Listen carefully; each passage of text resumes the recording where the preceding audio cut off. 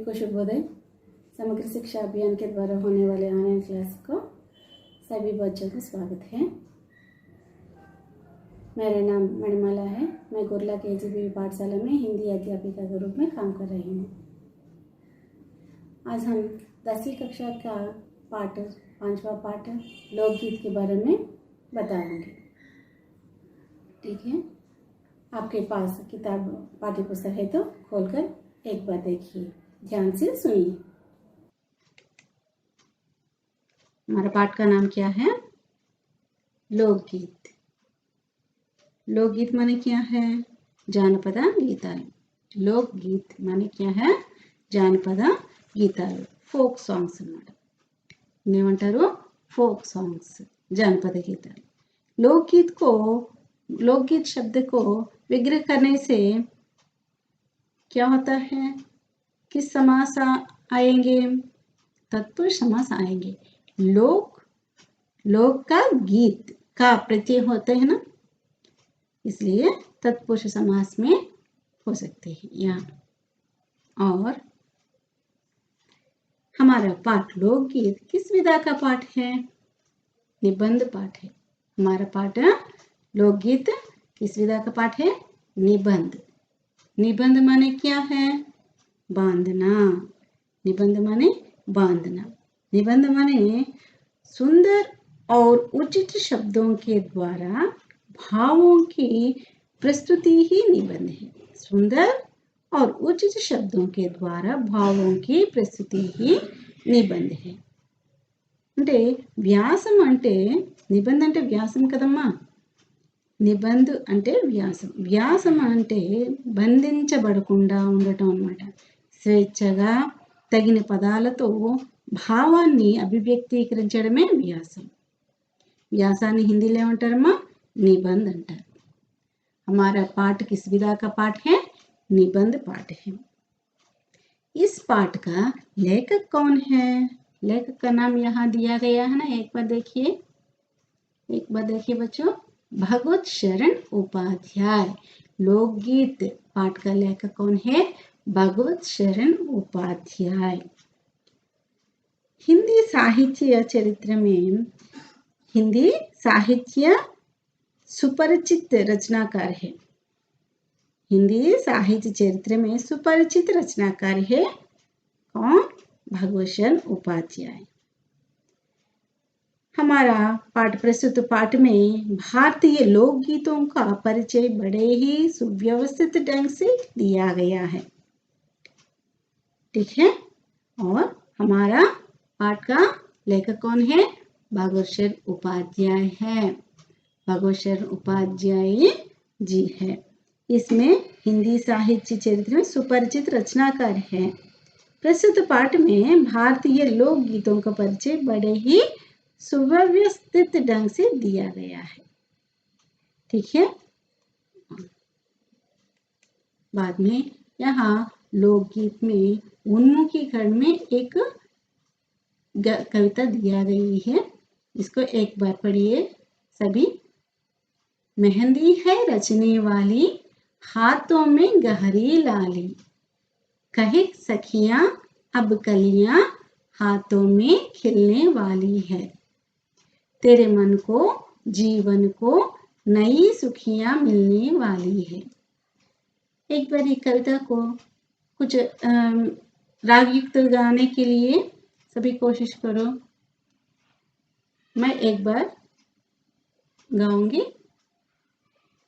इसको सुनकर आप भी सभी गाने के लिए कोशिश करो। ठीक है। मेहंदी है रचने वाली, हाथों में गहरी लाली, कही सखियां अब कलियां, हाथों में खिलने वाली है, तेरे मन को जीवन को नई सुखियां मिलने वाली है। मेहंदी है रचने वाली, हाथों में गहरी लाली, कहे सखियां अब कलियां, हाथों में खिलने वाली है, तेरे मन को जीवन को नई सुखियां मिलने वाली है। ठीक है, इस तरह गाने के लिए सभी कोशिश करो। ठीक है। कोशिश कीजिए। और यहाँ उन्मुखीकरण, इसका भाव यह है कि उन्मुखीकरण में होने वाली इस कविता का भाव यह है कि मेहंदी है रचने वाली, మెహందీ అంటే అందరికి ఇష్టమే కదా, మెహందీ అంటే గోరింటాకు, మెహందీ అంటే గోరింటాకు. రచనే వాలి అంటే పండనుందట గోరింటాకు, పండనున్నది గోరింటాకు. హాతోమి గహరీ లాలి, హాతం అంటే ఏంటమ్మా చేతులు, చేతులు, హాతం అంటే చేతులు. మీ గహరీ లాలి అంటే గాఢమైనటువంటి ఎరుపు రంగులో ఎర్రగా పండబోతుంది. మెహందీ హే రచనే వాలి హాతో మే గహరీ లాలి అంటే గోరింటాకు పండబోతుంది, చేతుల్లో గాఢమైనటువంటి ఎరుపు రంగులో పండబోతుంది. కహి సఖియా అబ్ కలియా హాతో మే ఖిల్నే వాలి హై. కహి సఖియా, సఖియా అంటే ఎవరు? ఫ్రెండ్స్, మీ స్నేహితురాలు అనమాట. అంటున్నారు, ఏదైనా అంటున్నారు, మీ స్నేహితురాలు అంటున్నారట ఏంటిని? అబ్ కలియా హాతో మే ఖిల్నే వాలి హే. అబ్ అంటే ఇప్పుడు, చేతుల్లో, కలియా అంటే మొగ్గలు, మొగ్గలు, ఆ మొగ్గలు చేతుల్లో ఎర్రగా విచ్చుకునేటటువంటి సమయం అయిందనమాట. ఇప్పుడు మొగ్గలు చేతుల్లో వికసించనున్నాయి. అలాగే హాతోమి ఖిల్నే వాలి హే అంటే చేతుల్లో ఎర్రని పువ్వుల్లాగా వికసించనున్నాయి. తేరే మనకో జీవనుకో, తేరే మనకో అంటే నీ మనస్సుకి, తేరే మనకో నీ మనసుకి, జీవన్కో నీ జీవితానికి, నయి ఖుషియా మిల్నే వాలి హే. నయి అంటే కొత్త, ఖుషియా అంటే ఏంటి? ఆనందాలు, సంతోషం అన్నమాట. మిల్నే వాలి హే అంటే లభించనున్నాయి మీకు. నయి సుఖియా మిల్నే వాలి హే కొత్త ఆనందాలు లభించనున్నాయి. పండించనున్నది గోరింటాకు, చేతుల్లో గాఢమైన ఎరుపు రంగులో. మీ స్నేహితురాలు అందరూ అంటున్నారు, ఇప్పుడు మొగ్గలు చేతుల్లో వికసించనున్నాయి, మొగ్గలు చేతుల్లో వికసించనున్నాయి. నీ మనస్సుకి, నీ జీవితానికి కొత్త ఆనందాలు లభించనున్నాయి అని అక్కడ గోరింటాకు పెట్టుకుంటూ వాళ్ళందరూ కూడా పాడుకుంటూ ఉన్నారన్నమాట. ఠీకే. లోక్గీత్, లోక్గీత్ అంటే జానపద గీతాలు కదమ్మా. వాళ్ళ పాడుకుంటూ ఉంటారన్నమాట. తోచినటువంటి అంటే స్వేచ్ఛగా వాళ్ళకు వచ్చినటువంటి పదాలతో, వాళ్ళకు వచ్చిన పదాలతో స్వేచ్ఛగా వాళ్ళ తాలూకు భావాన్ని వ్యక్తీకరించుకుంటూ చిన్న చిన్న కవితలు, పాటల రూపంలో వాళ్ళు అక్కడ పాడుకుంటూ ఉంటారన్నమాట. ఠీకే. యహా इस कविता के नीचे एक 3 प्रश्न दिया गया है. इस कविता के नीचे प्रश्न दिया गया ना, 3 प्रश्न यहाँ दिया गया है. पहला क्या है? हाथों में क्या रचने वाली है. पहला क्या है? हाथों में क्या रचने वाली है అంటే చేతుల్లో ఏమిటి అక్కడ పండుతుంది. ठीक है. दूसरा, इस तरह के गीतों को क्या कहा जाता है. और तीसरा क्या है? किन किन संदर्भों में लोकगीत गाए जाते हैं. ठीक है. हाथों में क्या रचने वाले? मेहंदी रचने वाली है. और इस तरह के गीतों को क्या कहा जाता है? लोकगीत कहा जाता है. किन किन संदर्भों में लोकगीत गाए जाते हैं? पर्व, त्योहारों, सभी संदर्भों में गाए जाते हैं. ठीक है ना. और इस प्रश्नों का उत्तर यह है कि हाथों में क्या रचने वाली है. यहाँ हाथ है ना, देखिए. और मेहंदी रचने वाली है. हाथों में मेहंदी रचने वाली है. मेहंदी यहाँ दिखाई पड़ रहा है ना.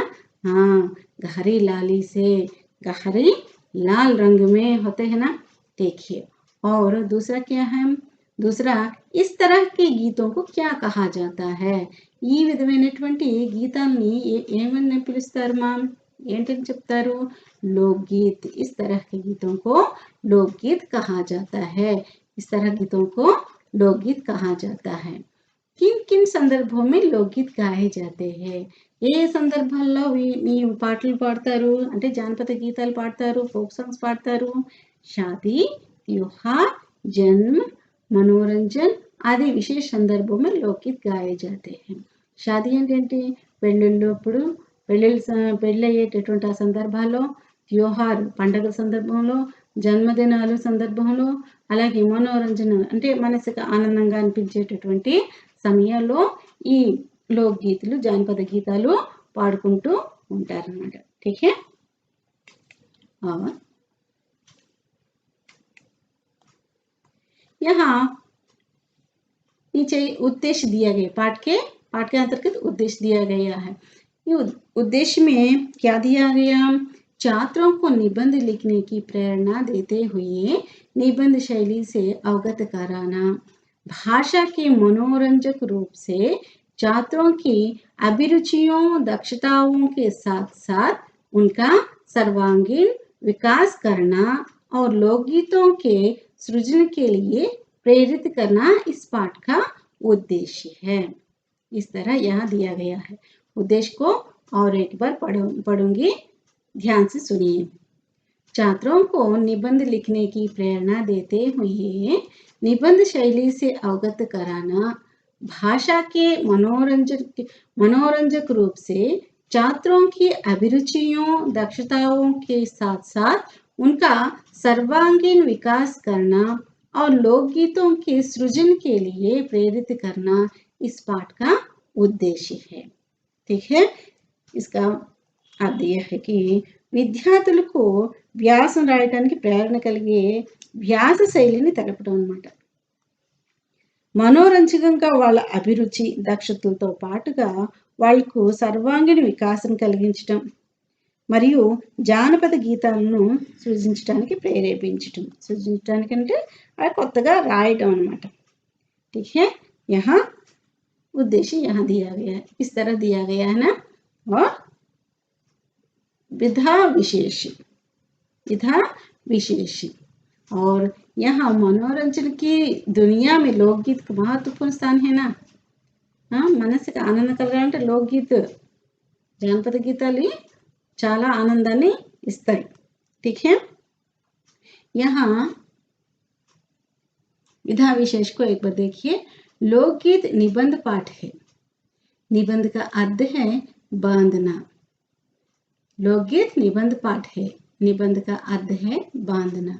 सुंदर और उचित शब्दों के द्वारा भावों की प्रस्तुति ही निबंध है।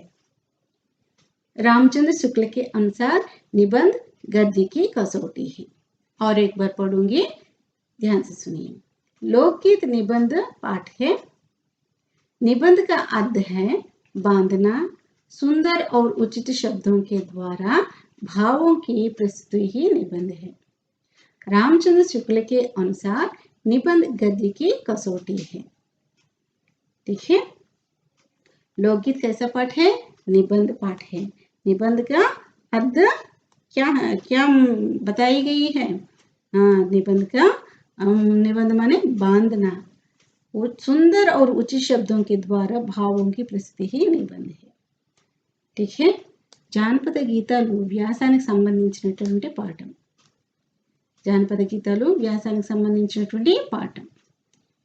వ్యాసం అంటే బంధించబడకుండా ఉండటం అన్నమాట. స్వేచ్ఛగా తగిన పదాలతో భావాన్ని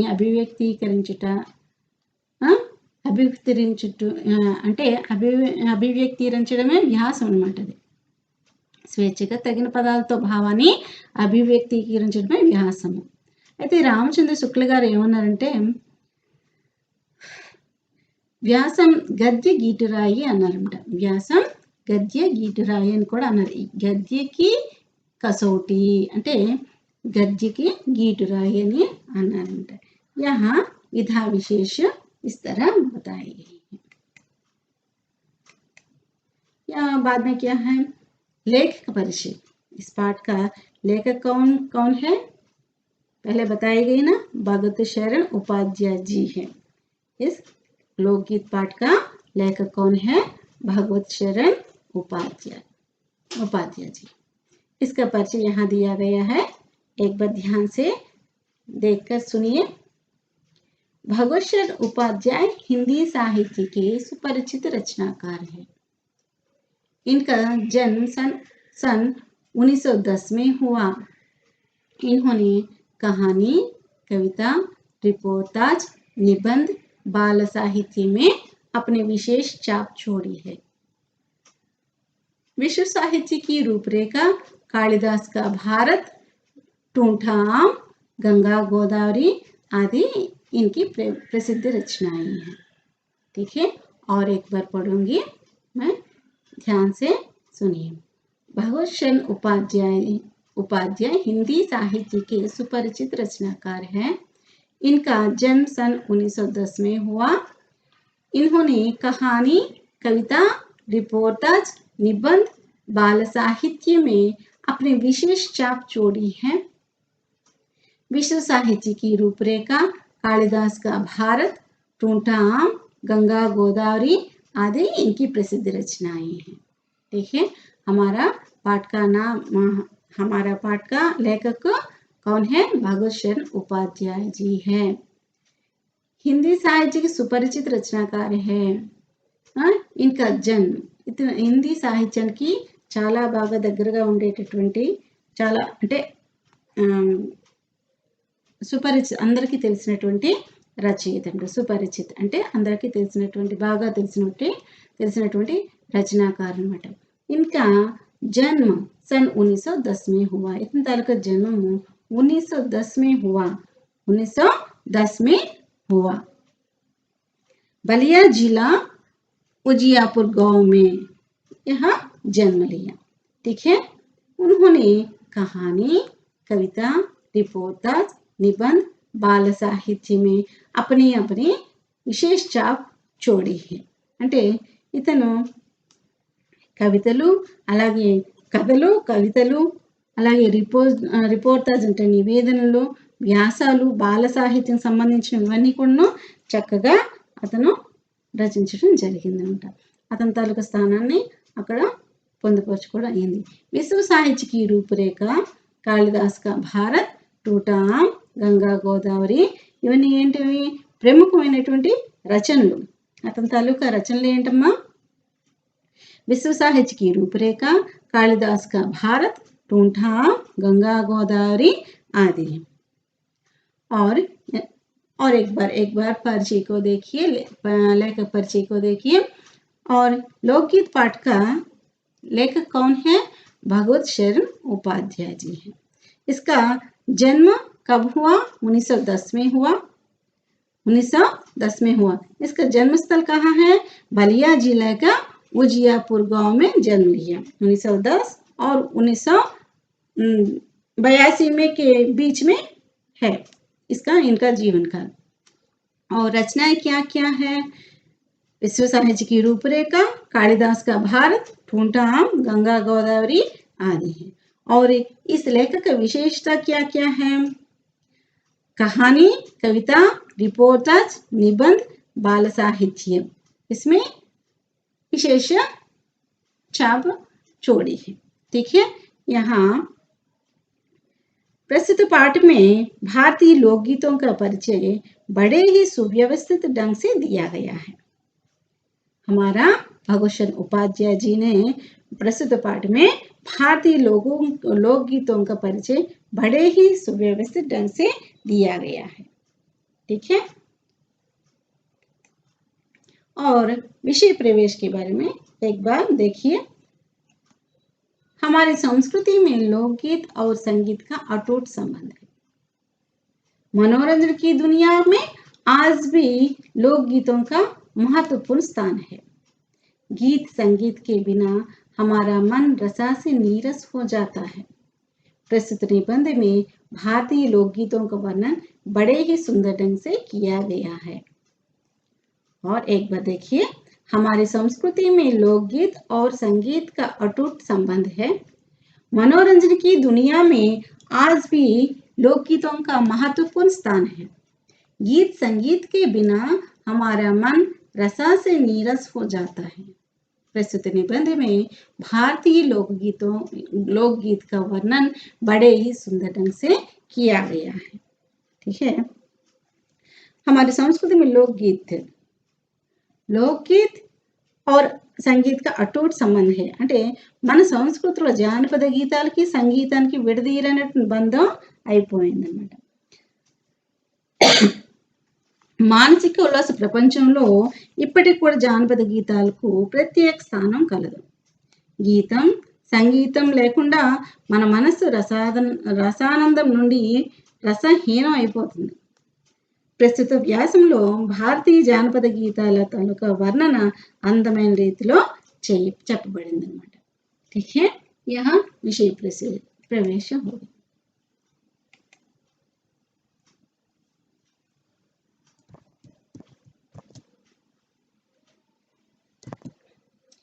और यहाँ हमारा लोकगीत पाठ की ओर जाएंगे. ठीक है, पाठ में जाने के पहले कुछ वाक्य लोकगीत माने क्या है इसके बारे में कुछ वाक्य बताऊंगी. वास्तव में लोकगीत अनंत प्रकार के हैं. लोकगीत हमारी संस्कृति और सभ्यता के प्रतीक है. ये त्योहारों के भी प्रतीक है. जहां स्वेच्छ होती है वहां खुशी होती है. जहां आनंद की स्रोत की कमी नहीं होती वहां आनंद की स्रोत की कमी नहीं होती. लोकगीत यहाँ स्वेच्छा जीवन के दर्पण है. ठीक है, వాస్తవంగా జానపద గీతాలు ఎన్నో రకాలమ్మా. జానపద గీతాలు మన సంస్కృతి మరియు సభ్యతలకు ప్రతీకలు అన్నమాట. ఇవి పండుగలకు కూడా అంటే పండగ సందర్భాల్లో కూడా ఇవి పాడుతూ ఉంటారు. ఎక్కడ స్వేచ్ఛగా ఉంటుందో స్వేచ్ఛ ఉందో అక్కడ ఆనందం ఉంటుందన్నమాట. ఎక్కడ స్వేచ్ఛా జీవులు స్వేచ్ఛగా ఉంటాయో అక్కడ ఆనందం ఉంటుంది. అక్కడ ఆనందానికి కరువు ఉండదు. మరి జానపద గీతాలు అక్కడ స్వేచ్ఛా జీవితానికి దర్పణాలు అన్నమాట. అక్కడ ఆ స్వేచ్ఛా జీవితానికి ఈ జానపద గీతాలే దర్పణంగా మనకి తెలుస్తుంది. लेकिन आज गांव के अतिरिक्त शहरों में कई सुविधाएं है ना. हाँ, जिसके कारण गांव वाले गांव को छोड़कर शहर की ओर भाग रहे हैं और सिकुड़ रहे हैं. माने గ్రామాల్లో కంటే పట్టణాలు వివిధ సౌకర్యాలు ఉన్నాయి కదమ్మా. అందువలన ప్రజలు గ్రామాలను వదిలి పట్టణాల వైపు పరుగులు తీస్తున్నారు. మరియు గ్రామాలు అలా రానుగా తగ్గిపోతూ ఉన్నాయి. और शहरों में क्या क्या है? सिनेमा, दूरदर्शन के साथ साथ कंप्यूटर, सेलफोन, टैब, फेसबुक आदि मनोरंजन साधनों की विपुलता बढ़ गई है. इसका बुरा असर लोकगीतों पर पड़ रहा है. फिर भी कहा जाता है आज भी मनोरंजन की दुनिया में लोकगीतों का महत्वपूर्ण स्थान है. माने పట్టణాల్లోని సినిమాలు, అలాగే దూరదర్శన్లు, టీవీలు, కంప్యూటర్లు, ఫోన్లు, ట్యాబ్లు, ఫేస్బుక్ మొదలైన మనోరంజకమైన సాధనాలన్నీ కూడా విరివిగా దొరుకుతున్నాయి. వీటి ప్రభావం జానపద గీతాలపైన పడుతుందన్నమాట. నేటి మనోరంజక ప్రపంచంలో జానపద గీతాలకు ఎంతో ప్రాముఖ్యత కలదు. देखिए, अब हम हमारा पाठ के बारे में जानेंगे. लोकगीत अपनी लोच, ताजगी और लोकप्रियता में शास्त्रीय संगीत से भिन्न है. लोकगीत सीधे जनता के संगीत है. घर, गांव और नगर की जनता के गीत है. ये इनके लिए साधना की जरूरत नहीं होती. त्योहारों और विशेष अवसरों पर ये गाए जाते हैं. सदा से ये गाए जाते रहे हैं और इनका रचने वाले भी अधिकतर गांव के लोग ही हैं. स्त्रियों ने भी इनकी रचना में विशेष भाग लिया है. एक गीत बाजों की मदद के बिना ही या साधारण ढोलक, झांझ, करताल, बांसुरी आदि की मदद से गाए जाते हैं. ठीक है, और एक बार पढ़ूंगी, ध्यान से सुनिए. लोकगीत अपनी लोच, ताजगी और लोकप्रियता में शास्त्रीय संगीत से भिन्न है. लोकगीत सीधे जनता के संगीत है। घर घर गांव और नगर की जनता के संगीत है। इनके लिए साधना की जरूरत नहीं होती। त्योहारों और विशेष अवसरों पर ये गाए जाते हैं। सदा से ये गाए जाते रहे हैं और इनके रचने वाले भी अधिकतर गांव के लोग ही हैं। स्त्रियों ने भी इनकी रचना में विशेष भाग लिया है। ये गीत बाजों की मदद के बिना ही या साधारण ढोलक, झांझ, करताल, बांसुरी आदि की मदद से गाए जाते हैं। ठीक है। लोकगीत अपने लोच, ताजगी और लोकप्रियता में शास्त्रीय संगीत से भिन्न है। జానపద గీతాలు తాజాదనము లేదా లోకప్రియత్వంతో శాస్త్రీయ సంగీతం కూడా తేడా కలదన్నమాట. శాస్త్రీయ సంగీతంలో కూడా తేడా కలదు. జానపద గీతాలు ప్రజల సంగీతం, కుటుంబ, గ్రామ, నగర ప్రజలు తాలూకా పాటలు అన్నమాట. వీటికి సాధన అనేది అవసరమే లేదు.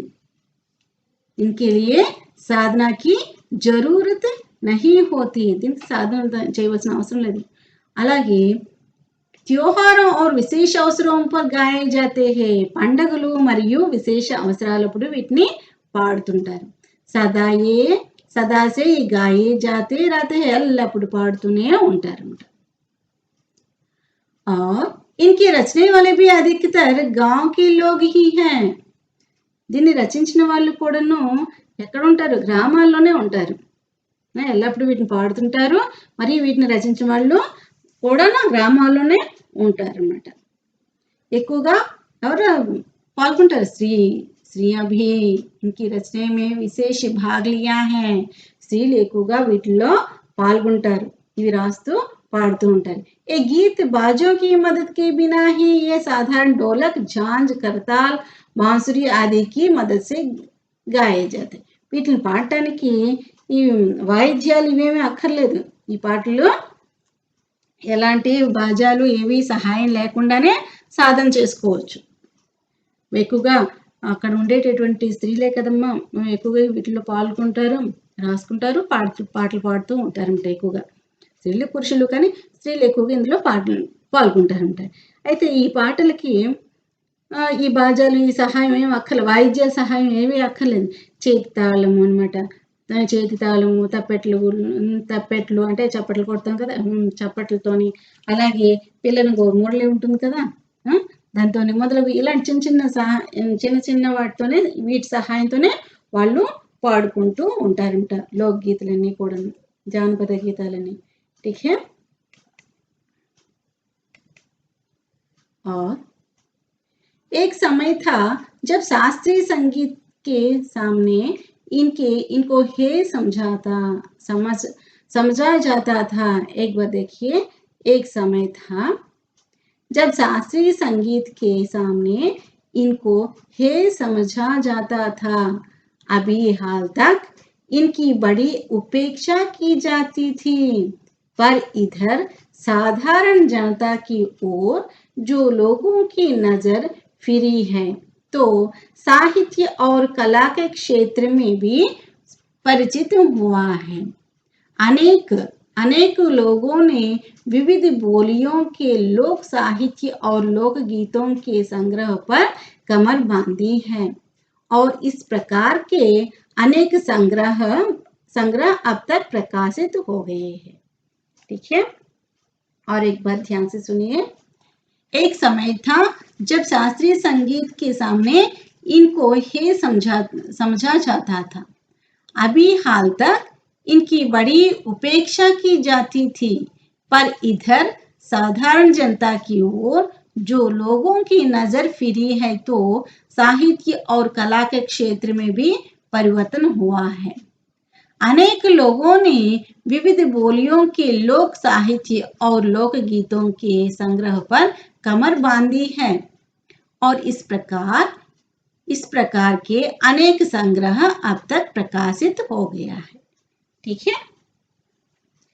एक समय था जब शास्त्रीय संगीत के सामने इनको హే సంజా జాతా థా అంటే ఒకానొక సమయంలో శాస్త్రీయ సంగీతం దగ్గర ఈ జానపద గీతాలకి తక్కువగా చూసేవారంట. ఆ సమయకాలంలో తక్కువగా చూసేవారంట. ఇంతవరకు కూడా నిర్లక్ష్యం చేశారు. అబ్ తక్ అభి హాల్ తక్ ఇన్కి బడి ఉపేక్ష కీ జాతీ థీ అంటే ఇంతవరకు కూడాను వాటిని నిర్లక్ష్యం చేశారనమాట.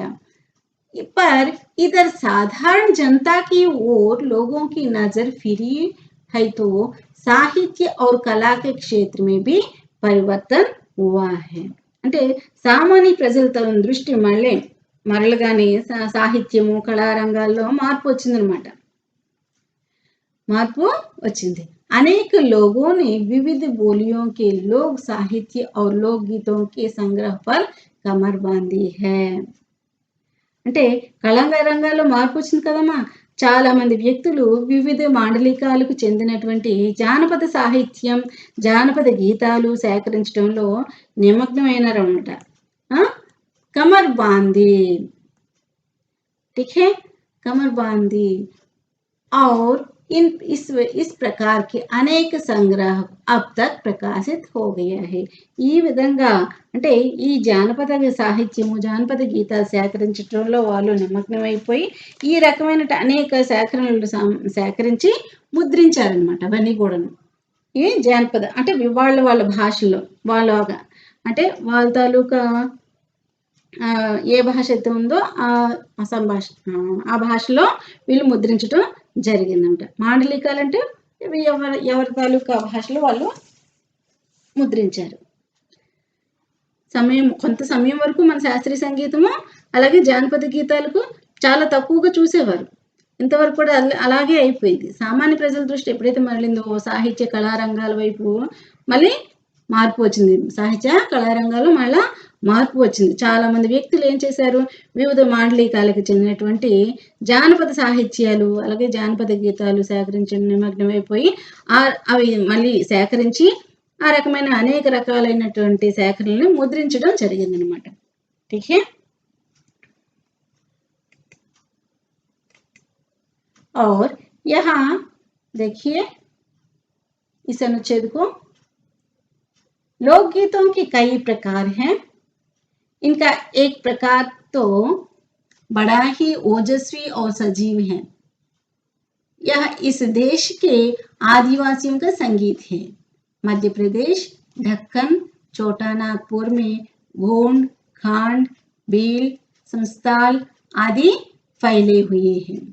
इनके गीत और नाच अधिकतर साथ साथ और बड़े बड़े दलों में गाए और नाचे जाते हैं.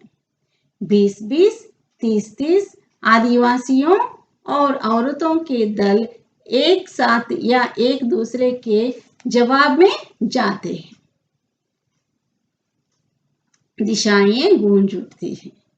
ठीक है और एक बार पढ़ूंगी, एक बार देखिए. लोकगीतों के कई प्रकार हैं. इनका एक प्रकार तो बड़ा ही ओजस्वी और सजीव है. यह इस देश के आदिवासियों का संगीत है. मध्य प्रदेश ढक्कन छोटा नागपुर में गोंड खांड भील संताल आदि फैले हुए हैं. गोंड खांड भील संताल और फैले हुए हैं. इनके गीत और नाच अधिकतर साथ साथ और बड़े बड़े दलों में गाए और नाचे जाते हैं. 20-20, 30-30 आदिवासियों और औरतों के दल एक साथ या एक दूसरे के जवाब में गाते हैं. दिशाएं गूंज उठती हैं. ठीक है. यहाँ लोकगीत में लोकगीत के कई प्रकार है. लोकगीताలు అనేక రకాలు ఉన్నాయన్నమాట. इनका एक प्रकार तो बड़ा ही ओजस्वी और सजीव है. వీటికి చెందినటువంటి ఒక రకమైనటువంటి ఎంతో ఉత్సాహమైనవి సజీవమైనవి ఉంటాయన్నమాట. యా ఇస్ దేశ్ కే ఆదివాసియోं का संगीत है. ఇది ఈ దేశం యొక్క ఆదివాసీయుల యొక్క సంగీతము.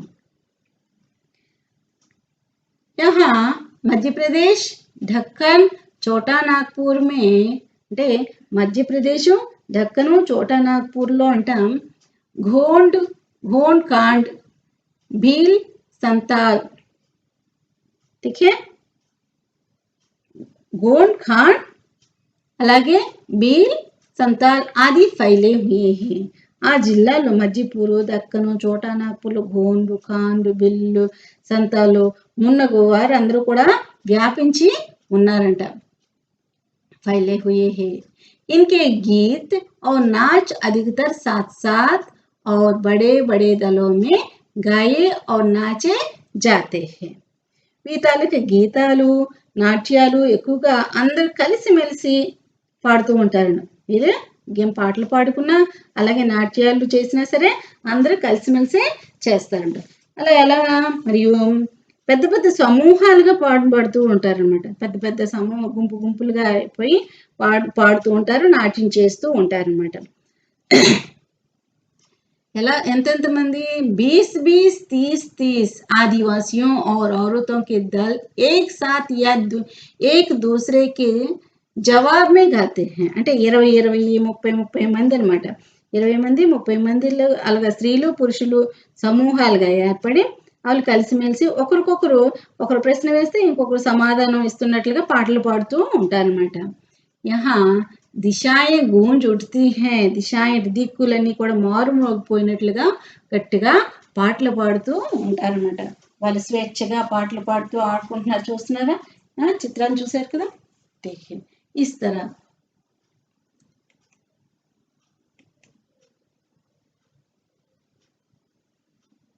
और इस अनुच्छेद के एक बार देखिए पहाड़ियों के अपने अपने गीत हैं उनके अपने अपने भिन्न रूप होते हुए भी अशास्त्रीय होने के कारण उनमें अपनी एक समान भूमि है गढ़वाल किन्नौर कांगड़ा आदि के अपने अपने गीत और उन्हें गाने की अपनी अपनी विधियां हैं उनका अलग नाम ही पहाड़ी पड़ गया है ठीक है और एक बार पढ़ूंगी ध्यान से सुनिए पहाड़ियों के अपने अपने गीत है పహాడియో అంటే ఎవరమ్మా అక్కడ కొండ ప్రాంతంలో ఉన్న వాళ్ళు అన్నమాట పహాడియో అంటారన్నమాట पहाड़ियों के अपने अपने गीत हैं उनके अपने अपने भिन्न रूप होते हुए भी अशास्त्रीय होने के कारण उनमें अपनी एक समान भूमि है गढ़वाल किन्नौर कांगड़ा आदि के अपने अपने गीत और उन्हें गाने की अपनी अपनी विधियां हैं उनका अलग नाम ही पहाड़ी पड़ गया है ठीक है यहाँ दिखाई पड़ रहा है ना इन लोगों ने क्या किया है गीत गाते हैं और नाच रहा है ना ठीक है यहाँ पहाड़ियों के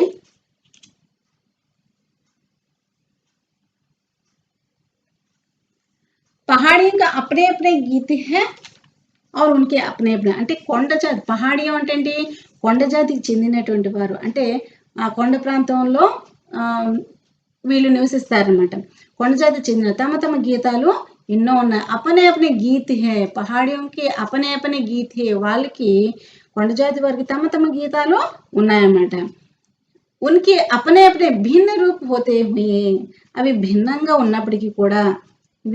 భిన్నంగా ఉన్నప్పటికీ కూడా వాటికి रूप में होते हुए अशास्त्रीय होने के कारण उनमें अपनी एक समान भूमि है అవి భిన్నంగా ఉన్నప్పటికీ కూడా వాటి రూపం అశాస్త్రీయంగా ఉండటం వల్ల వాటితో సమానత్వం కనిపిస్తుందన్నమాట అలాగే यहाँ गढ़वाल किन्नौर कांगड़ा आदि के अपने अपने गीत और उन्हें गाने की अपनी अपनी విధియా हैं అంటే గడ్వాలు కిన్నౌర్ కాంగడా మొదలగు ప్రాంతాలకు తమకంటూ ప్రత్యేకమైనటువంటి ఒక పాటలు ఉన్నాయన్నమాట ప్రత్యేకమైన పాటలు నాట్యం అన్ని కూడా వాళ్ళకి సంబంధించినటువంటి ప్రత్యేకమైనటువంటి ఉన్నాయన్నమాట అలాగే పాడే విధానం కూడా వేరేగా ఉంటుందట వాళ్ళకి. अपनी अपनी विधियां भी हैं, విధానం కూడా వేరువేరుగా ఉంటుంది. उनका अलग नाम है, उनका अलग नाम ही पहाड़ी पड़ गया है. వాటి యొక్క వేరొక పేరే అలగ్, అలగ్ నామ్ హే పహాడీ పడగయ, వేరొక పేరే వాటి యొక్క వేరొక పేరే పహాడీ అని పేరు ఇక్కడ వచ్చిందన్నమాట. పహాడీ పేరుగా ఏర్పడింది. ठीक है.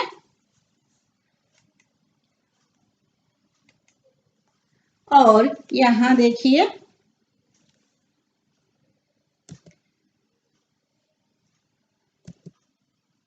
यहाँ एक बार देखिए, यहाँ प्रश्न है, प्रश्न दिया गया ना. हाँ, पहला प्रश्न क्या है, लोकगीत के बारे में आप क्या जानते हैं. दूसरा, लोकगीत और संगीत का क्या संबंध है. तीसरा, पहाड़ी किसे कहा जाता है. అంటే లోక్గీత్ గురించి మీకు ఏం తెలిసిందో ఇక్కడ చెప్పమన్నారమ్మా. అలాగే లోక్గీత్ और संगीत का क्या संबंध है, లోక్గీతానికి సంగీతానికి మధ్య ఉండే సంబంధం ఏంటి చెప్పమన్నారు. అలాగే పహాడీ కిసే కహా జాతే, పహాడీ అని వేటిని అంటారు అని ఇక్కడ మనకి ప్రశ్నలు ఇవ్వడం జరిగింది. ठीक है. और लोकगीत के बारे में अब तक सुन लिया ना. लोकगीत के बारे में आप क्या जानते हैं. లోకగీతాల వల్ల మీకు ఏం తెలిసింది, ఇంతవరకు నేర్చుకున్నారు కదా, ఇంతవరకు చెప్పుకున్నాం కదా, విన్నారు కదా, చెప్పాలి. ठीक है. लोकगीत सीधे जनता के संगीत है. लोकगीत किसका संगीत है. लोकगीत सीधे जनता के संगीत है. ये घर गांव और नगर की जनता के गीत हैं. ये त्योहारों और विशेष अवसरों पर गाए जाते हैं. हाँ, कब गाए जाते हैं इन लोगों ने, ये त्योहारों और विशेष अवसरों पर गाए जाते हैं. इनके रचने वाले अधिकतर गांव में स्त्री पुरुष दोनों भी रचने वाले हैं. ये साधारण ढोलक, झांझ, करदार, बांसुरी आदि की मदद से गाए जाते हैं. ठीक है ना. అంటే మన జానపద గీతాలు నేరుగా ప్రజల తాలూకు సంగీతం, ప్రజల లోపల నుంచి వచ్చినటువంటి సంగీతం అన్నమాట. ఇవి ప్రతి ఇళ్ళల్లో, గ్రామాల్లో, నగరాల్లో ప్రజల్లో వాళ్ళే పాటలు పాడుకుంటూ ఉంటారంట. ఇవి పండగ సందర్భాల్లో, అలాగే ప్రత్యేకమైన సందర్భాల్లో, పుట్టినరోజులు, బారసాలు, ఇలాంటి సందర్భాల్లో వాళ్ళు ఈ పాటలన్నీ కూడా పాడుకుంటూ ఉంటారన్నమాట. వీటిని స్త్రీలు పురుషులు ఇద్దరు కూడా రాస్తారు, వాటిని పాటలు పాడుకుంటూ ఉంటారంట. వీటికి సాధన చేయవలసిన అవసరం లేదు కదా, సంగీతం కదా సాధన చేయాలి. అలాగే ఈ జానపద గీతాలకి సాధన చేయవలసిన అవసరం లేదు. కాబట్టి ఏం చేస్తారు, సాధారణ డోలకు, తాళం, అలాగే చప్పట్లు కొట్టుకుంటూ, తాళం వాయించుకుంటూ, అలాగే ఫ్లూటు ఊదుకుంటూ పాటల్ని వీళ్ళు పాడుకుంటూ ఉంటారన్నమాట. ठीक है. इस तरह लोकगीत के बारे में कुछ विषय.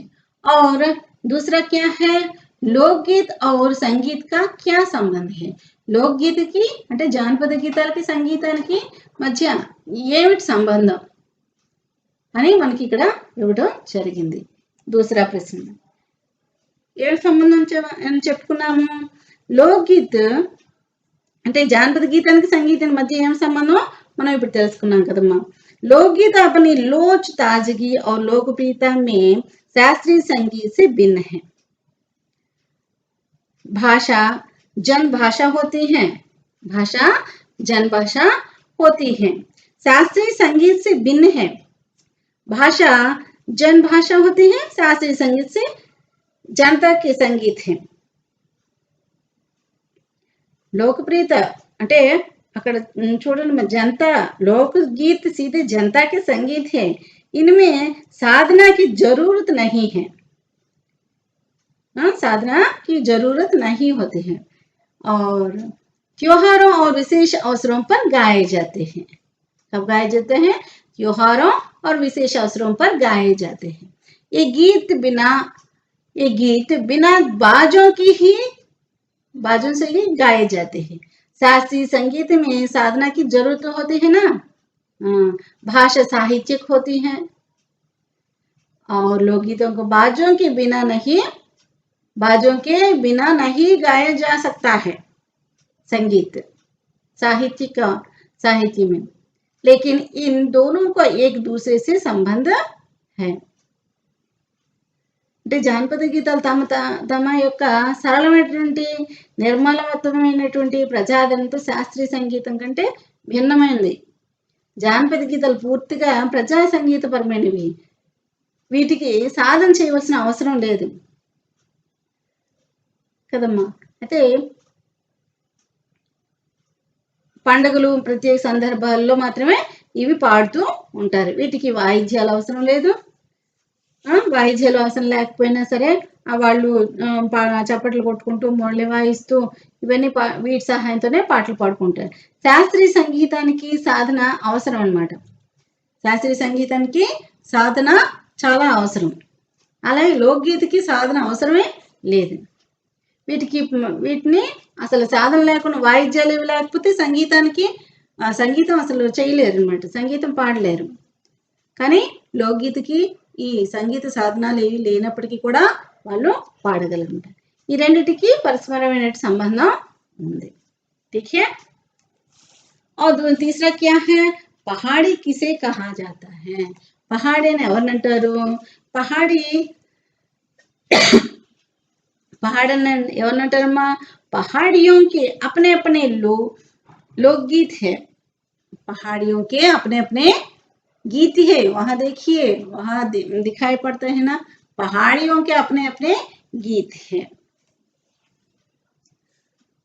गढ़वाल, किन्नौर, कांगड़ा आदि के अपने अपने गीत हैं और उन्हें गाने की अपनी अपनी विधियां हैं. उनके अलग अलग नामों को अलग अलग नाम ही है. इसको पहाड़ी कहा जाता है. ठीक है. అంటే మన కొండ ప్రాంతంలో నివసించేటటువంటి వెనుకబడి జాతుల వారిని ఈ పహాడీలు అంటారన్నమాట. అంటే కొండ జాతికి చెందినటువంటి వాళ్ళు వెళ్ళి వీటికి తమ ప్రత్యేకమైనటువంటి గీతాలు ఉంటాయి. ప్రత్యేకమైనటువంటి నాట్యాలు కూడా ఉంటాయి. వాళ్ళు గుంపులుగా ఉంటూ వాళ్ళు వాళ్ళ తాల సంతోషాన్ని ఆ విధంగా వ్యక్తపరుస్తూ ఉంటారు. గడ్వాల్, కిన్నౌర్, కాంగడా మొదలగు వాటికి తమ ప్రత్యేక గీతములు ఉంటాయి. వీరు పాడే పద్ధతులు కూడా వేరువేరుగానే ఉంటుంటాయి. వాటి పేరే పహాడీ అని వచ్చిందనమాట. వాటి పేరే పహాడీగా చెప్పుకుంటున్నారు. ओके, ठीक है ना, समझ गई ना. ठीक है. इस प्रश्नों का उत्तर सभी अपने अपने उत्तर पुस्तिका में लिखिए. ठीक है. पहला प्रश्न क्या है, सभी बच्चों अच्छी तरह देखकर लिखिए सभी.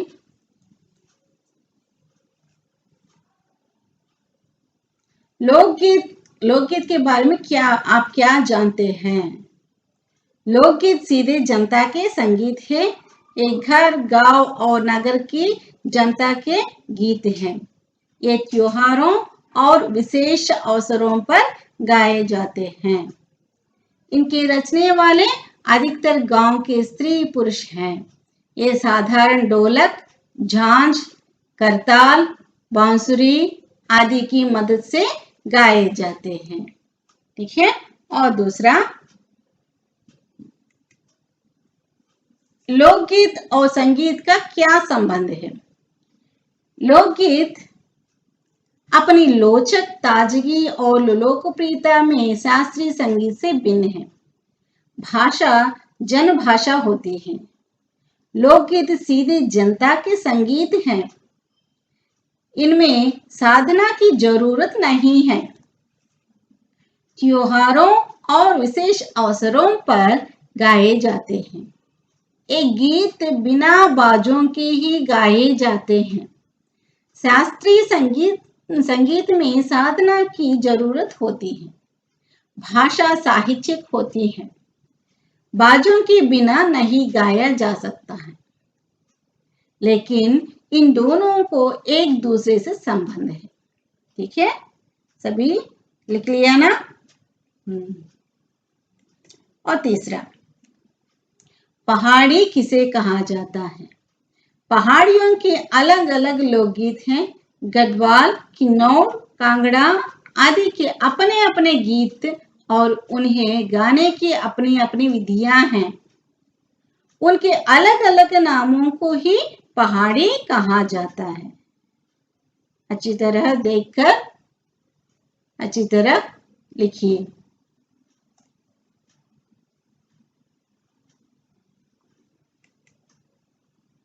और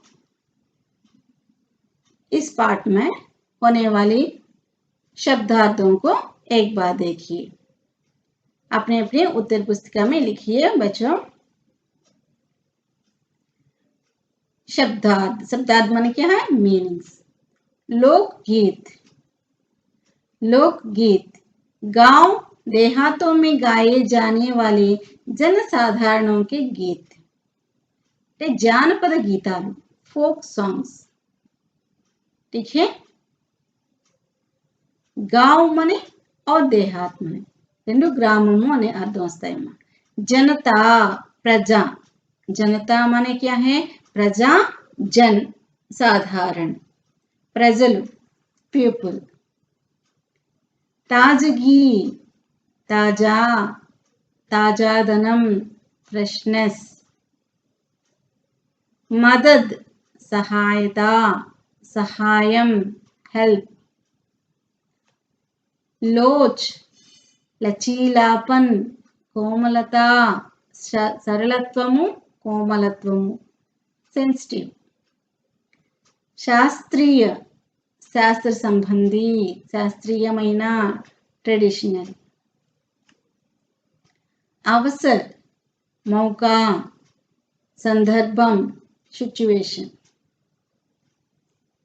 ठीक है, सभी लिख लिया ना।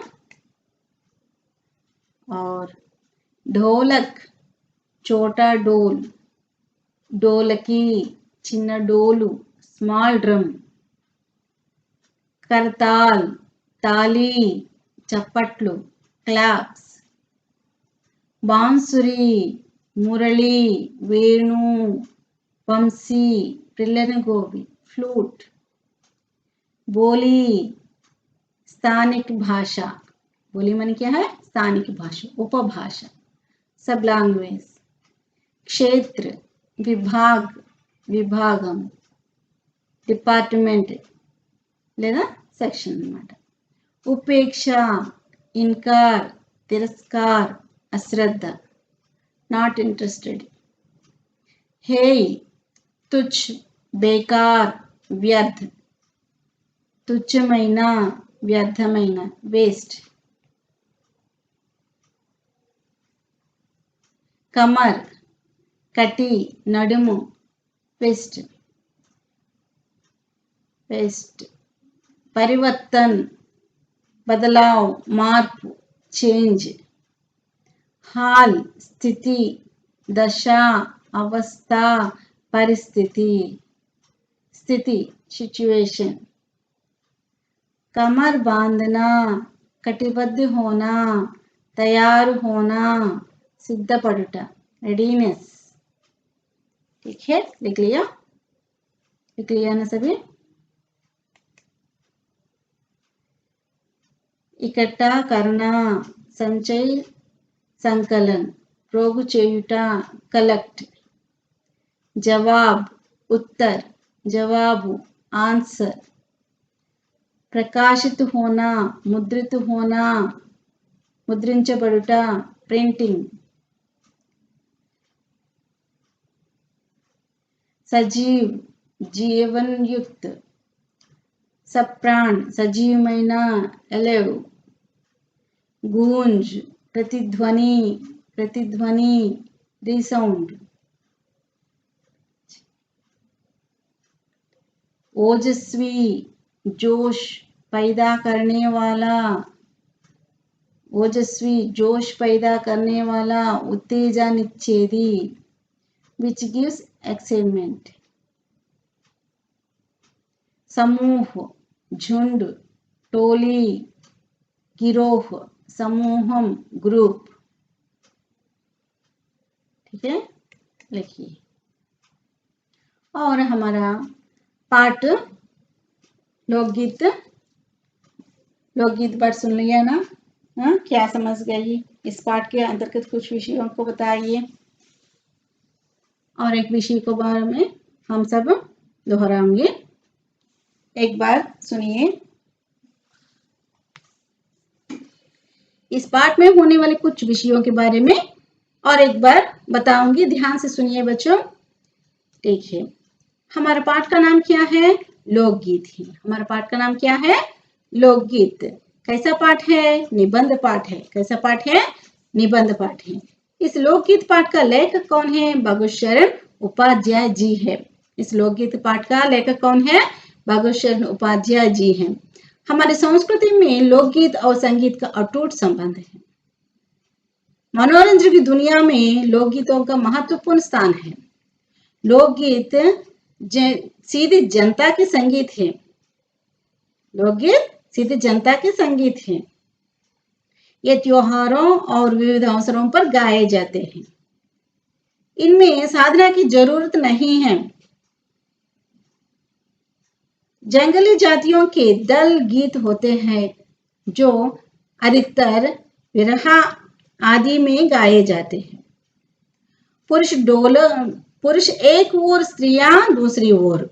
पुरुष एक ओर और स्त्रियां दूसरी ओर एक दूसरे के जवाब के रूप में दल बांधकर गाते हैं और गूंज उठते हैं।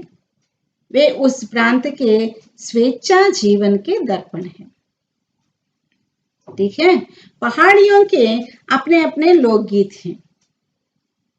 गढ़वाल, किन्नौर, कांगड़ा आदि के अपने गीत और उन्हें गाने की अपनी अपनी विधियां हैं।